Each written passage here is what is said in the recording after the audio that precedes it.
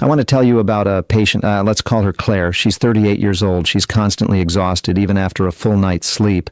She's gaining weight for no apparent reason. She feels cold when everyone around her is perfectly comfortable, and she's fighting through a persistent mental fog, that feeling of not quite being present. She saw 4 different doctors over 2 years.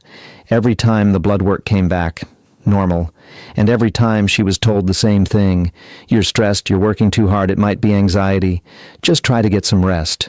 What nobody told her was that her symptoms had a name, and that name is hypothyroidism, an autoimmune disease that affects, by some estimates, between 5 and 10% of women, and one that goes undiagnosed in the majority of those women for months, sometimes years. Claire is not an isolated case. She is a representative one. Today I want to change that, not with promises, not with miracle solutions, but with science, clear, precise, and accessible, because understanding how your body works is the very first step toward making the right decisions. Let's start with the basics, because the word hormones is everywhere, in advertising, in everyday conversations, and yet it's so often misunderstood. Hormones are chemical messengers. They are produced by specific glands: the thyroid, the ovaries, the adrenal glands, the pancreas, the pituitary, and they travel through your bloodstream to send instructions to other organs. They regulate just about everything: your metabolism, your mood, your fertility, your sleep, your body temperature, your immune system. Think of them as an internal communications network. A signal leaves one gland, travels through your bloodstream, and arrives at its destination to trigger a very specific response. When this network is functioning properly, you don't feel it. That, in essence, is health. But when it goes off track, even slightly, the effects can be profound and long-lasting. In women, this system is particularly complex, and that complexity is remarkable, not a weakness. The primary female hormones, estrogen, progesterone, testosterone, do not remain stable throughout the month. They fluctuate according to a precise cycle of approximately 28 days, orchestrating physiological changes that make possible something male biology simply cannot accomplish: creating, carrying, and nourishing new life. That complexity comes at a cost. It means there are many more potential breaking points within this system, and that is why women are 2 to 3 times more likely to develop autoimmune diseases, and why hormonal disorders, PCOS, endometriosis, hypothyroidism, menopausal symptoms affect tens of millions of women worldwide. So what causes this system to go wrong? That's where things get truly interesting. If I had to identify one single factor common to the majority of female hormonal disorders, it would be this: chronic inflammation. Now, I know what you're thinking. Inflammation, you sprain your ankle, it swells, it goes away in a few days. And you're right, that acute inflammation is your immune system doing exactly what it's supposed to do. It's useful, targeted, and temporary. But chronic inflammation is something very different. It's a slow-burning fire that smolders continuously inside the body. Not intense enough to cause obvious pain, but persistent enough to disrupt the most delicate systems in your body, starting with your hormonal balance. Here is how it works. When your body is in a state of chronic inflammation, it produces elevated levels of cortisol, what we call the stress hormone. Cortisol has a particular property. It competes directly with progesterone. The higher your cortisol, the more your progesterone production, the hormone that balances estrogen, collapses. And when progesterone drops, estrogen is left without a counterweight. We enter what clinicians call estrogen dominance. And this dominance is associated with a wide range of problems: painful and irregular cycles, endometriosis, PCOS, uterine fibroids, chronic fatigue, unexplained weight gain. The causal chain is clear, and what sets it in motion in the vast majority of cases is inflammation. The real question then is, what sustains that inflammation? Source of inflammation number 1, chronic psychological stress. Work, relationships, finances, mental rumination, these are real biological triggers, not excuses. Source number 2, insufficient or disrupted sleep. A single night of poor sleep raises inflammatory markers. Imagine years of it. Source number 3, an ultra-processed diet, low in fiber and antioxidants, high in refined sugars and omega-6 fatty acids. Source number 4, environmental toxins, endocrine disruptors found in certain plastics, cosmetics, and pesticides that directly interfere with hormone receptors. Source number 5, excessive exercise or conversely complete sedentary behavior. Both act as stressors on the body. What I find remarkable about this list is that none of these factors are inevitable. They are all part of the modern way of life, but they can all be changed. That is information that should give you a sense of control, not overwhelm you. I want to pause for a moment on the thyroid, because it is, in my view, the most underestimated organ in the human body. This small, butterfly-shaped gland nestled at the base of your neck produces hormones that regulate literally every cell in your body. Your metabolism, your heart rate, your body temperature, your mood, your memory, your digestion, all of it depends in part on the thyroid. Approximately 80% of thyroid diseases are autoimmune in origin.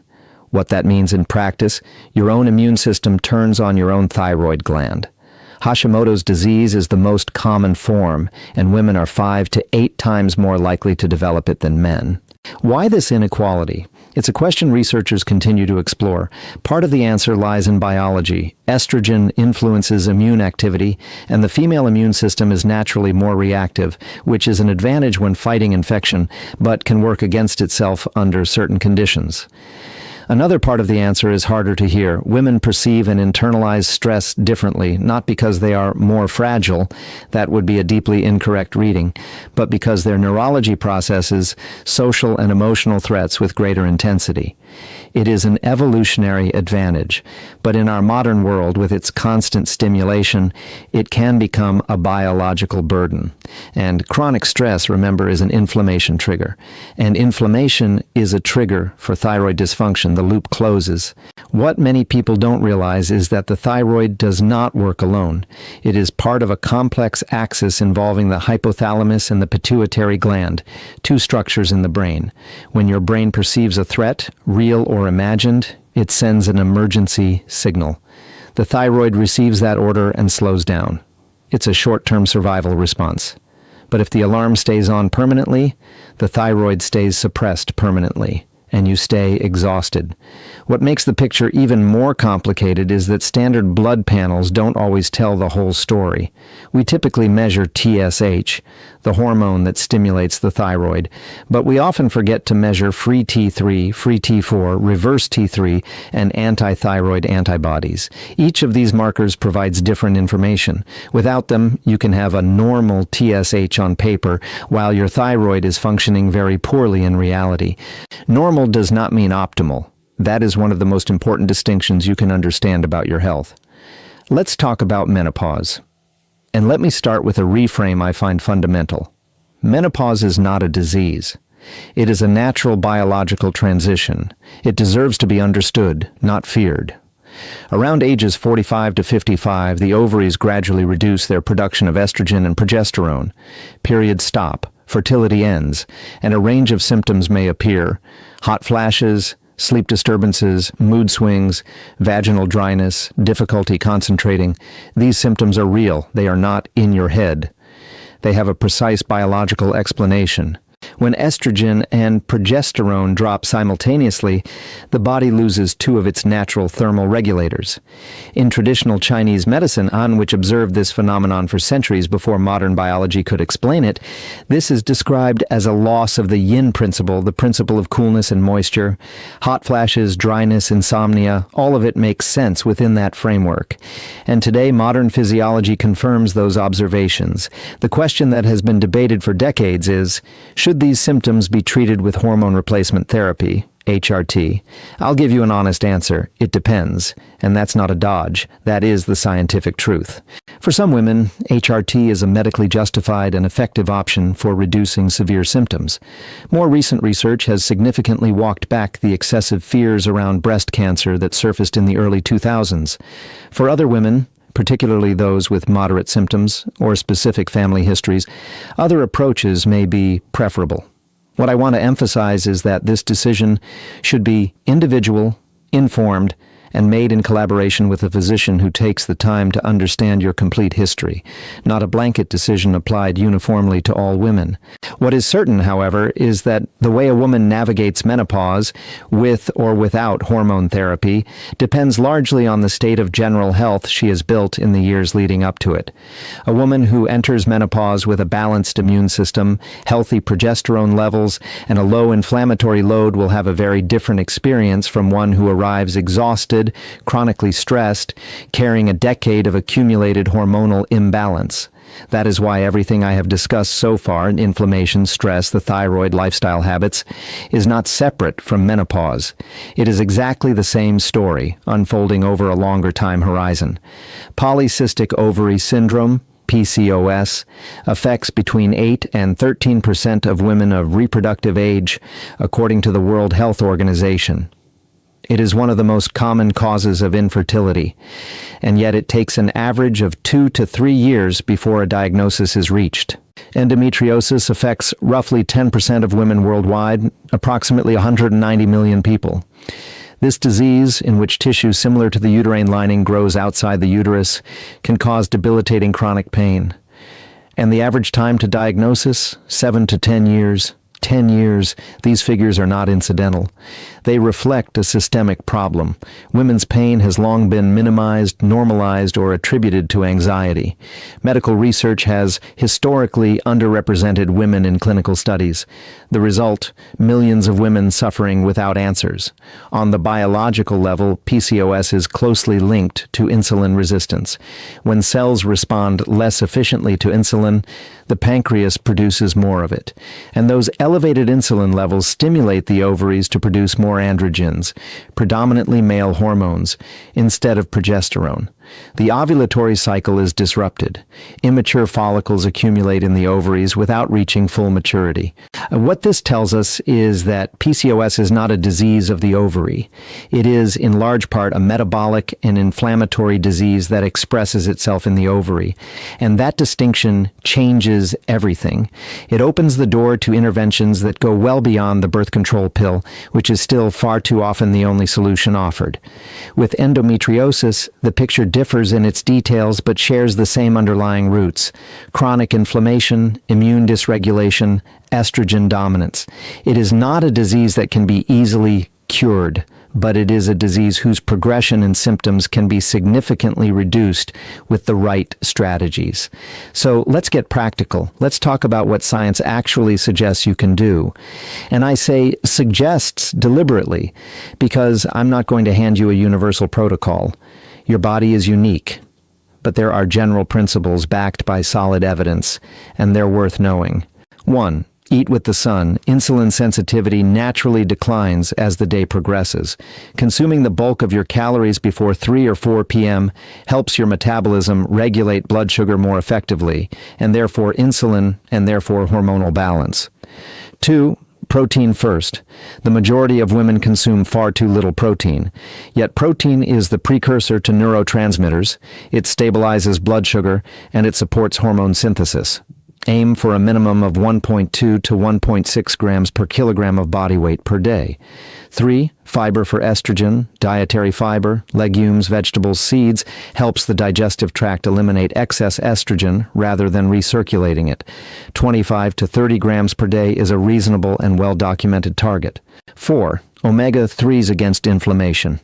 The omega-6 to omega-3 ratio in the average Western diet is approximately 20 to 1. It should be closer to 4 to 1 or even 2 to 1. Fatty fish, walnuts, flaxseed oil, and a quality fish oil supplement can help rebalance this ratio. 5. Magnesium, the forgotten mineral. Magnesium is involved in more than 300 enzymatic reactions in the human body, including the regulation of cortisol and the synthesis of thyroid hormones. It is estimated that 70% of the Western population is deficient. Magnesium glycinate is generally the best tolerated form. 6. Vitamin D, the misunderstood hormone. Technically, vitamin D is a hormone. It plays a key role in immune regulation, and therefore in the prevention of autoimmune thyroid diseases. Optimal blood levels fall between 50 and 80 ngml. Many women are at 20 or 30 and believe they are normal. That is not the same thing. 7. Sleep above all else. I've placed this last on the list, but it probably belongs first. Sleep is when the body repairs, regulates, and recalibrates its hormonal systems. 7 to 9 hours per night, a consistent bedtime, a dark, cool environment, non-negotiable. And then there is stress management. I know that's easy to say. But the idea isn't to eliminate stress. That's impossible. The idea is to create regular moments where your nervous system can fully disengage. A walk without your phone, time with people who genuinely restore you, deep breathing practices. These are not luxuries. They are real biological interventions. I want to be clear about something that deserves careful thought. There is a real tension between conventional medicine and so-called natural approaches, and that tension often generates more confusion than clarity. On one hand, certain medications are essential, life-saving, and irreplaceable. If you have advanced thyroid insufficiency, levothyroxine supplementation may be necessary and fully justified. If you are experiencing severe menopausal symptoms, HRT can significantly improve your quality of life. On the other hand, it is true that some medications used over the long term have side effects that don't get nearly enough attention. Metformin, prescribed widely for insulin resistance, depletes vitamin B12 reserves. Statins reduce levels of coenzyme Q10, which is essential for cellular energy production. These are established facts, not theories, and they deserve to be part of the conversation. What science is really asking us to do is think in terms of causes, not just symptoms. Does this medication address the root cause, or does it mask the effect? In some cases, treating the symptom is urgently necessary. But if we stop there, without ever asking what produced that symptom in the first place, we miss the point entirely. I'm not asking you to walk away from your doctor. I'm asking you to walk into that office better prepared for a deeper conversation. Ask questions. Ask why. Ask what alternatives exist. Ask what this medication does to other systems in your body. A good doctor will welcome those questions. First, your symptoms probably have a cause. Chronic fatigue, painful cycles, mental fog, unexplained weight gain. These aren't made up, and they are not signs of weakness. They are biological signals that deserve to be taken seriously. Second, normal and optimal are not the same thing. If your results come back within normal range, but you don't feel well, that is information, not the end of the conversation. Third, inflammation is often at the center of the problem, and inflammation has concrete modifiable causes. Sleep, diet, stress, environment, these are real levers, even if they require time. Fourth, there is no universal solution. Your biology is unique. What works for someone else may not work for you, and that is precisely why an individualized approach, one that seeks to understand your history, your markers, your way of life, is superior to any generic protocol. And fifth, you have more control than you think. Not over everything, not immediately, but the choices you make every day, what you eat, how you sleep, how you handle stress, have a measurable impact on your hormonal biology. Medicine is advancing. Our understanding of the female body is advancing. And if I've managed today to give you a few tools to better understand what's happening inside you and to ask the right questions of your doctor, then this was time well spent. I'm Marcus Thorne. Take care of yourself.